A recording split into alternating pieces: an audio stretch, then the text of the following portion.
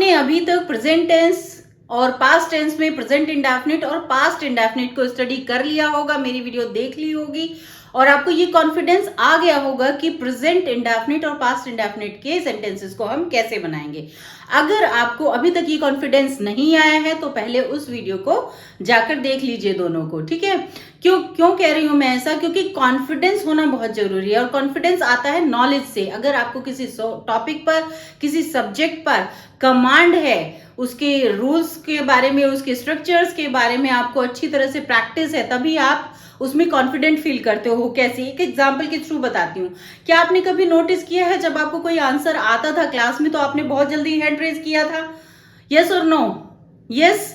तो अगर आपने वो क्वेश्चन आता था आपको तभी आपने हैंड रेज किया है ना, इट मीन्स आप कॉन्फिडेंट हैं। कैसे कॉन्फिडेंट हैं? क्योंकि आपको नॉलेज है उसके बारे में, जो भी आप मैम ने जो भी पूछा है। तो आप कॉन्फिडेंट कब होते हैं? जब आपको बहुत नॉलेज होती है उस टॉपिक के बारे में, ठीक है। तो कॉन्फिडेंट होना बहुत जरूरी है। Hello friends, I am Ritu Saini, you are watching आपकी इंग्लिश क्लास। आई होप आपने चैनल को सब्सक्राइब तो कर ही दिया होगा। अगर नहीं किया है तो hit the subscribe button here and like button here.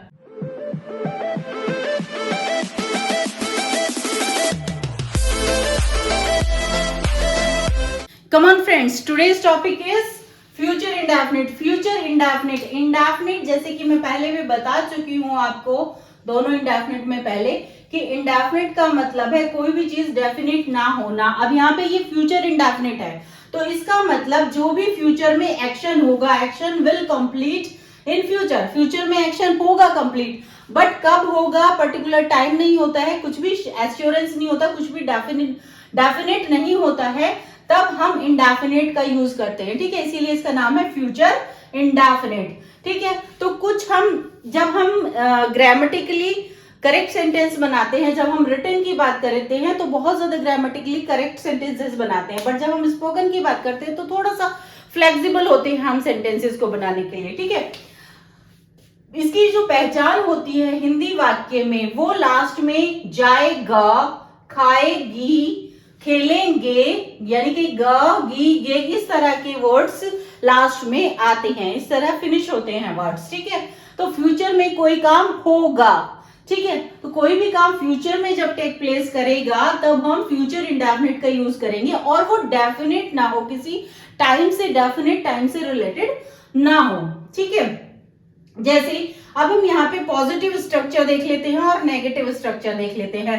Moving to the positive structure, subject, will, shall, V1 और ऑब्जेक्ट। अब देखिए हिंदी में जैसे हम पहचानते हैं गा, गी, गे से, ठीक है, तो इंग्लिश में उसी सेंटेंस को हम विल, शैल से पहचानेंगे कि ये फ्यूचर का है।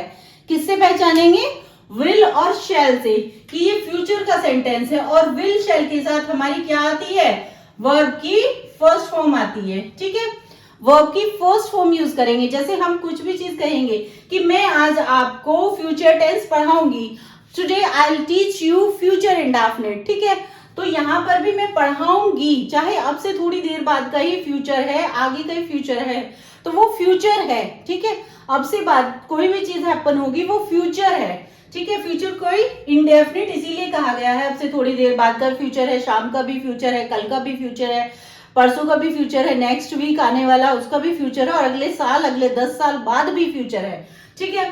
तो यहाँ पर हम यूज कर रहे हैं V1 का, विल शैल का यूज करेंगे, ठीक है, और V1 का यूज करेंगे। अब क्वेश्चन आता है विल कहां यूज करेंगे और शैल कहां यूज करेंगे, ठीक है। हम I और V के साथ शैल का यूज करते हैं, ठीक है। ओनली I और V के साथ रिटन में शैल का यूज करते हैं जब हम कोई भी चीज राइटिंग कॉन्सेप्ट में लिखते हैं, ठीक है। तो I और V के साथ हम शैल का यूज करते हैं। लेकिन अगर हम स्पोकन की बात करें तो वहां पे हम फ्लेक्सिबल हो जाते हैं और वहां पे हम जैसे शी विल को भी हम ऐसे इनिशियल कर देते हैं उसका, विल का, she apostrophe ll, we shall, we apostrophe will, ll लगाते हैं तो ये हमारा विल हो जाता है और साउंड देता है इल की। तो शील, विल और शैल को हम इल में कन्वर्ट कर देते हैं, तो हम यहाँ पर दोनों के साथ क्या यूज कर सकते हैं, इल को यूज कर सकते हैं। जैसे विल, शील, हील, आइल, देल, तो इस तरीके से हम यहाँ पे शॉर्ट फॉर्म्स ये यूज कर सकते हैं। ठीक है, तो पॉजिटिव सेंटेंस की तरफ आ जाते हैं। अब आपको आई होप समझ में आ गया होगा, आई और वी के साथ शेल यूज होता है, बाकी सभी के साथ ही, शी, इट, दे, सबके साथ क्या यूज होगा, विल का यूज होगा। किस चीज का यूज होगा, विल का यूज होगा। ठीक, बिल्कुल।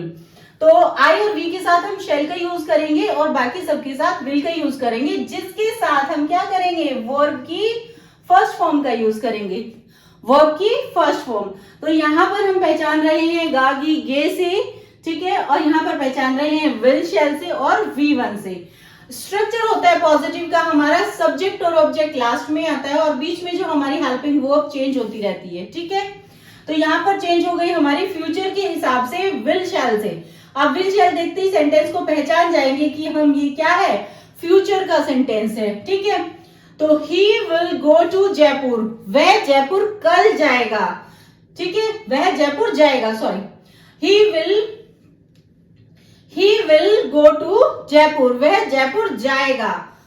She will write on white board, वो बोर्ड पर लिखेगी। They will play with me, वो मेरे साथ खेलेंगे। We shall clean the house, अब देखिए यहाँ पे वी आ रहा है तो वी के साथ हमने क्या यूज किया है, शैल का यूज किया है। ठीक है, तो we shall clean the house. Rishabh will meet me, Rishabh मुझसे मिलेगा। तो हमने यहाँ पे देखा, ही के साथ हमने विल यूज किया, शी के साथ हमने विल यूज किया, दे के साथ हमने विल यूज किया, वी के साथ शेल यूज किया। ठीक है, ऋषभ क्योंकि ये भी थर्ड पर्सन है, इसके साथ भी हमने विल यूज किया, ऋषभ विल मीट मी। तो पॉजिटिव को बनाते हुए हमने बस विल और शेल का ध्यान रखना है और वर्ब की क्या लगानी है, first form, V1, V1, V1, V1, यानी बेस वर्ब हमें उठा के लगा देनी है। राइट, आई होप ये आपको समझ में आ रहा होगा। Moving to the next, negative, क्योंकि हमें पॉजिटिव, जैसे हमें कोई चीज बोलनी है, मैं कल जाऊंगा, मुझे कहना हो, कोई मुझसे पूछ रहा हो क्या कल तुम जाओगे, नहीं मैं नहीं जाऊंगा कल, तो पूरा आपको सेंटेंस अगर बोलना है तो कैसे बोलेंगे आप, मैं कल नहीं जाऊंगा, मैं उसके साथ नहीं खेलूंगा, वो मुझे दोस्त नहीं बनाएगी, वो मुझे पैसे नहीं देगी। तो इस तरह के सेंटेंस को बनाने के लिए जो स्ट्रक्चर है वो है सब्जेक्ट प्लस विल, शैल, वैसे ही यूज करेंगे हम विल शैल का, जैसे बताया है, आई वी के साथ शैल और बाकी सभी के साथ विल का यूज करेंगे। नॉट, नहीं के लिए नॉट लगाएंगे और वर्ब की फर्स्ट फॉर्म ही फॉलो करेंगे, यहाँ पर भी ऑब्जेक्ट। ठीक है, फुल स्टॉप। तो ये मैंने आपको बता ही दिया है कि शी विल को हम शील, वी शैल, हम इस कंफ्यूजन से बचने के लिए कि विल लगाएं या शैल लगाएं, दोनों कंफ्यूजन से बचने के लिए क्या करते हैं हम, अपोस्ट्रोफी और ILL, इल का यूज करते हैं, शील, देल, आइल। ठीक है, तो हम यहाँ पे इस तरह की शॉर्ट फॉर्म का भी यूज कर सकते हैं और हमें अगर कभी कंफ्यूजन हो जाती है तो इसका ही यूज करना चाहिए। ठीक है, तो हम सेंटेंस देख लेते हैं। He will not tell me truth, वो मुझे सच नहीं बताएगा, I know, he will not tell me the truth. Asha will not borrow me money, Asha मुझे बोरो नहीं देगी money. They will come out of houses, वे घर से बाहर नहीं आएंगे, देख लेना कितने दब्बू है वो लोग नहीं आएंगे घर से बाहर। दे शैल नॉट कम टुगेदर, वो साथ साथ नहीं आएंगे, एक साथ नहीं आएंगे। आइल, मैंने यहाँ पे एब्रिविएशन का यूज किया है, I not go to Delhi tomorrow, मैं कल दिल्ली नहीं जाऊंगी। तो ये था आपका पॉजिटिव और नेगेटिव का कॉन्सेप्ट, जिसकी स्ट्रक्चर आई होप आपको समझ में आए होंगे। अगर नहीं समझ में आए हैं तो कमेंट कर दीजिए और वीडियो अच्छी लग रही है तो एक लाइक तो बनता है। तो आइए बात करते हैं इंटेरोगेटिव की। फ्यूचर इंडेफिनिट में इंटेरोगेटिव हमारे कैसे बनते हैं। इंटेरोगेटिव टाइप 1, जैसे कि आपको मैंने पहले ही बताया, मैंने इंटेरोगेटिव को दो टाइप में डिवाइड किया है, टाइप 1 और टाइप 2। ठीक है, तो इंटेरोगेटिव टाइप 1, इंटेरोगेटिव टाइप 1 में वो वाले सेंटेंसेस आते हैं जिनका आंसर हम यस और नो में दे सकते हैं। ठीक है, तो जिनका आंसर हम यस और नो में दे सकते हैं उनको क्वेश्चंस को हम रख रहे हैं इंटरोगेटिव में। ओके, तो इसका स्ट्रक्चर देख लेते हैं। Will oblique shall plus subject plus V1 plus object. अब हमारा विल शैल आ गया स्टार्टिंग में। यहां पर देखिए पॉजिटिव और नेगेटिव में हम विल और शैल को ले रहे थे सेंटेंस के बीच में। अब विल और शैल को थोड़ा सा अनॉयड हो गए हैं और वो कह रहे हैं हमें हर बार बीच में नहीं आना है, हमें स्टार्टिंग में आना है। तो यहाँ पर हमारे विल शैल शिफ्ट हो जाते हैं कहाँ, स्टार्टिंग में। विल ऑब्लिक शैल, आपको मैंने पहले ही बता दिया है कि विल कब लगाना है और शैल कब लगाना है, ठीक है। तो उसी हिसाब से विल और शैल को यूज करेंगे। उसके बाद सब्जेक्ट पुट करेंगे, नेक्स्ट V1 वर्ब की फर्स्ट फॉर्म और ऑब्जेक्ट, और यहां से हमारा क्वेश्चन मार्क पुट हो जाएगा क्योंकि हम क्या कर रहे हैं, यहाँ पे क्वेश्चन पूछ रहे हैं। कमन फ्रेंड्स, कुछ क्वेश्चन देख लेते हैं। शैल आई बाय अ टीवी, क्या मैं टीवी खरीदूंगा। Will they play cricket, will they के साथ हम क्या यूज कर रहे हैं, विल दे प्ले क्रिकेट, क्या वो क्रिकेट खेलेंगे। Will he push my car, क्या वो मेरी कार को धक्का देगा। Shall we attend the party, क्या हम वो पार्टी अटेंड करेंगे। Will Dhruv take admission in my college, क्या ध्रुव मेरे कॉलेज में एडमिशन लेगा। हम इनका आंसर सिर्फ यस और नो में भी कर सकते हैं, जैसे नहीं, हाँ, है ना। तो इस तरीके से हम इनके आंसर दे सकते हैं। तो इनको कैटेगरी में रखते हैं interrogative type 1। Moving to the interrogative type 2। इसका हमारा स्ट्रक्चर है question word will oblique shall plus subject plus V1 plus object put a question mark, ठीक है। तो हम इनको कर लेते हैं कॉर्ड, ठीक है। तो क्वेश्चन वर्ड क्या है, हमारे जो भी हमारे WH फैमिली वाले वर्ड्स हैं वो हम क्वेश्चन वर्ड की जगह पर प्लेस करेंगे, ठीक है। क्वेश्चन वर्ड कौन कौन से होते हैं WH फैमिली के, where, what, why, when, which, how, ठीक है। तो हम यहाँ पे कुछ क्वेश्चंस देख लेते हैं। Where will you go tomorrow, कल तुम कहाँ जाओगे। Why will she give money, वो मनी क्यों देगी, क्यों पैसे देगी वो।